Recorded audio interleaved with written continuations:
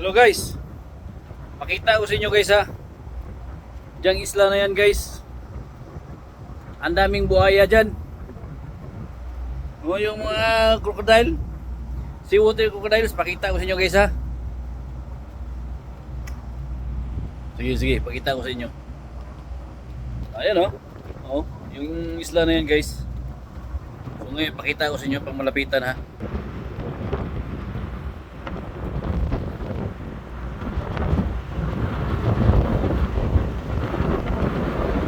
So yan yun guys, yung isla na yan guys. Ngayon silipin natin sa dagat guys.